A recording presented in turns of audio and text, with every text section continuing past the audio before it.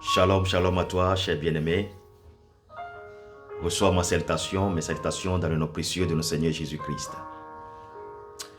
Il n'y a rien de ce monde qui fait le plus peur, si ce n'est l'avenir.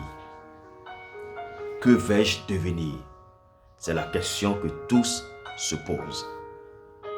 Que vais-je devenir? L'inquiétude. Cher bien-aimé, aujourd'hui, au travers de ce café matinal, le Seigneur veut encore te rappeler une chose.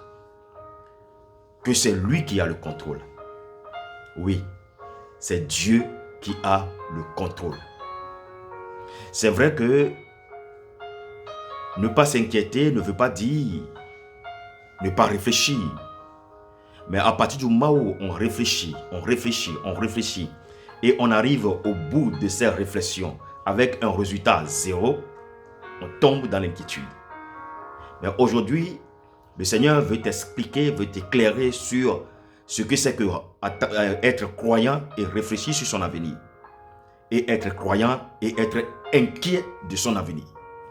La réflexion sur son avenir n'a rien à voir avec l'inquiétude sur son avenir. La Bible nous a dit une chose. Dans Philippiens chapitre 3, le verset 6, la Bible dit ceci. Ne vous inquiétez de rien, mais en toute chose, faites connaître vos besoins à votre Dieu par des prières, des supplications, avec des actions de grâce. Aujourd'hui, quand tu fais le tour de ta vie, de ton passé, de ton présent, l'avenir t'inquiète. Mais laisse-moi te dire, si l'inquiétude est la solution de ton avenir, il y a longtemps, tu devais avoir cette solution. Parce qu'il suffit de ne pas dormir toute une nuit et de rester inquiet toute une nuit et le matin, on a la solution. Mais ce n'est pas le cas. Ça fait des années que tu t'inquiètes sur les choses, sur ton avenir, pourquoi il n'y a pas ça, pourquoi il y a ça. Alors du coup, jusqu'à présent, tu n'as pas la solution.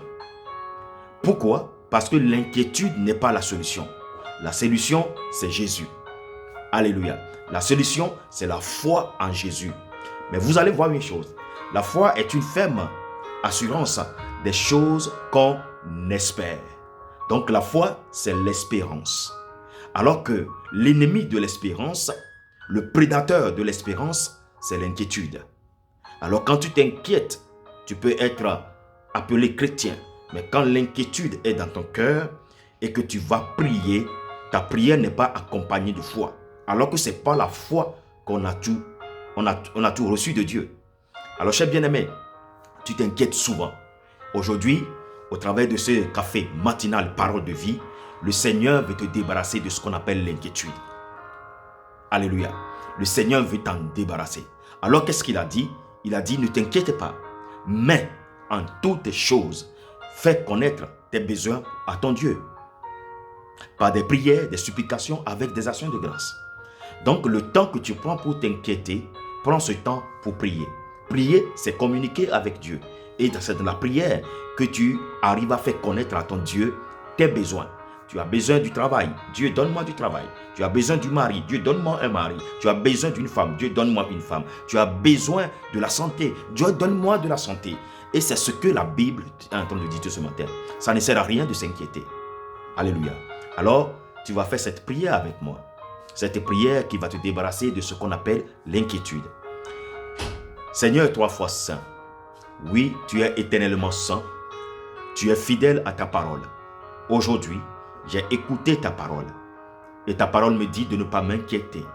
Parce que tu as constaté, en tant que mon créateur, que l'inquiétude a rempli mon âme, a rempli mon esprit, a rempli mon corps. Alors aujourd'hui, tu m'as parlé, j'ai reçu ta parole sur la bonne terre, la terre de mon cœur. Alors Seigneur, aide-moi à me débarrasser de ce qu'on appelle l'inquiétude. Ce n'est ni par ma force, ni par ma puissance, mais c'est par ton esprit. Aide-moi, Seigneur, à avancer sans m'être inquiété. Parce que l'inquiétude me pousse dans le péché. Car si je ne crois pas en toi, ça me revient un péché. Alors l'inquiétude me pousse à commettre des péchés. L'inquiétude me pousse à blesser les autres. L'inquiétude me pousse à commettre des actes qui ne sont pas agréables. Alors, Seigneur Jésus, aide-moi en ce jour à lutter, à me débarrasser de ce qu'on appelle l'inquiétude. Rassure-moi, donne-moi la ferme assurance. Seigneur, accompagne-moi dans mes sommeils, que toi seul tu sois mon rédempteur, tu sois mon appui, tu sois mon consolateur. Merci Seigneur par ton Esprit Saint de me remplir aujourd'hui de la quiétude, de me remplir aujourd'hui de l'assurance, de me remplir aujourd'hui de l'espérance et de la foi. Merci Seigneur, tu es fidèle, tu n'as pas changé.